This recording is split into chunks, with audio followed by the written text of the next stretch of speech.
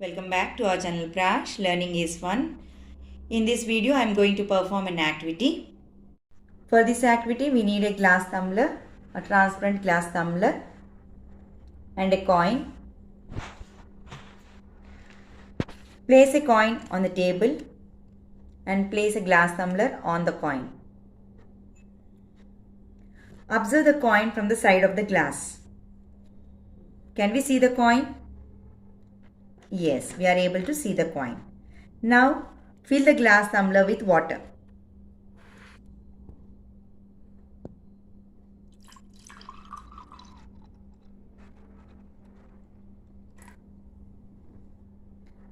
Observe the coin from the side of the glass tumbler. Can you able to see the coin? Coin has disappeared from the view. Why does the coin disappear from the view? Let us know the science behind it. There are many interesting situations around us which involve the phenomena of total internal reflection. So in this module, let us try to understand the phenomena of total internal reflection. Let us consider a light ray is moving from denser medium to rarer medium. So we know that when the light ray is moving from denser medium to rarer medium, the speed of the light increases. So the refracted ray moves away from the normal. So in this case, we observe that angle I is less than angle R. Angle R. So as the I increases, R also increases. So at a particular angle of incidence I, we observe that the refracted ray grazes along the interface separating the two media. Now let me show you what is interface. Let us consider a glass of water. Here this is the denser medium, that is water medium, and above water we have air medium. So here this is water medium and the above is air medium. So the line which separates the two media is called as interface. So this line, this surface is the separation between the denser medium and rarer medium. So this line of separation is called as interface. So for this angle of incidence I, the angle of refraction is 90 degrees. So when the angle of refraction is 90 degrees, the ray will not come out of this surface but grazes along the interface. Okay, so this angle of incidence is called as critical angle. The angle of incidence for which the refracted ray does not come out but grazes along the interface separating the two media is called as critical angle. So, critical angle for denser medium is the angle of incidence for which the angle of refraction is 90 degrees.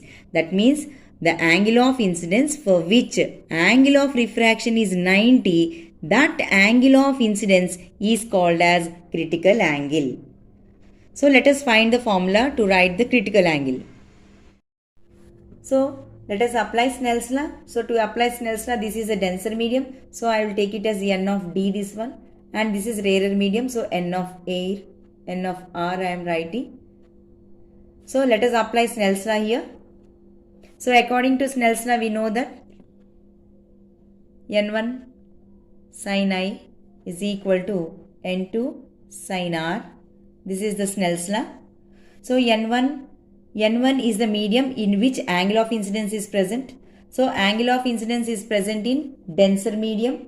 So here I am writing N of D into sin I is equal to N2 is a rarer medium. So NR sin R. But according to here, we know that angle of incidence is equal to C, that is critical angle, and angle of refraction is 90. So let us substitute the values here. So N of D into sin C, since I is equal to C, and N of R is equal to 1, that is air medium, and sin R is sin 90. And we know that sin 90 is 1. So we will get N of D sin C is equal to NR into 1, and we know that refractive index of Air, rarer medium is nothing but air medium here. So air medium is 1, we know that. So n of d sine c is equal to 1. So from here I'll get n of d is equal to 1 by sine c. Or we can also write it as sine c is equal to 1 by refractive index of denser medium. So these are the two formulas through which we can find the refractive index of denser medium using this formula, or angle of critical angle by using this formula. Right? So once again I am repeating, critical angle is the angle of incidence for which angle of refraction is 90. Now, so let us observe what happens when the angle I is further increased. So it means that angle of incidence is greater than critical angle. So when the angle of incidence is greater than critical angle, the light ray gets reflected back into the same media. Okay, so here we cannot see the light coming out of the interface, or here the light does not grazes along the interface, but here the light ray will reflect back into the same medium, that is nothing but the denser medium. So let us observe what happens when the angle I is further increased. So it means that angle of incidence is greater than critical angle. So when the angle of incidence is greater than critical angle, the light ray gets reflected back into the same media. Okay, so here we cannot see the light coming out of the interface, or here the light does not grazes along the interface, but here the light ray will reflect back into the same medium, that is nothing but the denser medium. So light ray, instead of coming out of the interface, it is coming back with the same intensity. So this phenomena we call it as total internal reflection. So during total internal reflection, the light ray does not come out of the interface, but it undergoes reflection back into the same media, making angle of incidence is equal to angle of reflection here. So this is angle of reflection. So this happens when angle of incidence is greater than critical angle. So when the angle of incidence is greater than critical angle, the light ray reflects back into the same media. This phenomena is called as total internal reflection. Can we get total internal reflection in all the cases?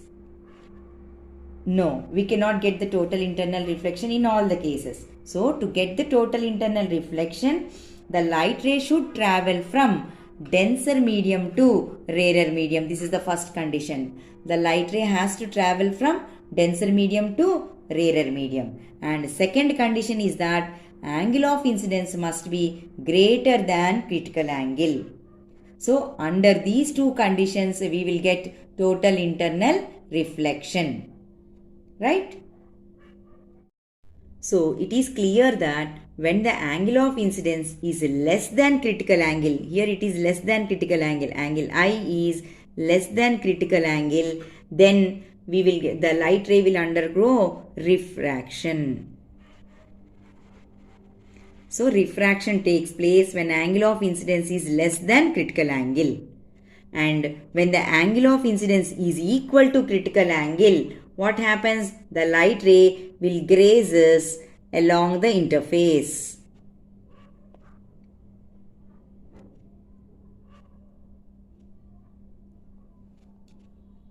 So the light ray grazes along the interface when angle of incidence is equal to critical angle.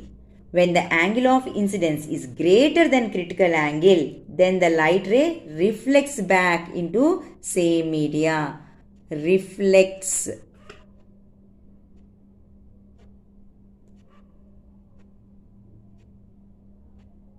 Reflects back into same media.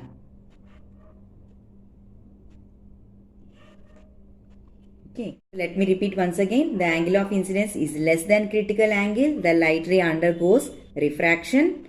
And when the angle of incidence is equal to critical angle, the light ray grazes along the interface. And when the angle of incidence is greater than critical angle, then the light ray reflects back into the same media. So this is about total internal reflection. Now applying the phenomena of total internal reflection for the activity. When there is no water, the light ray gets refracted and after passing through the air and glass medium. So we are able to see the coin. But when water is poured, then here the angle of incidence is greater than critical angle. So the light ray undergoes total internal reflection and so no light reaches to our eye. So the coin is not visible to us. Okay? Hope you understood the phenomena of total internal reflection. Thank you.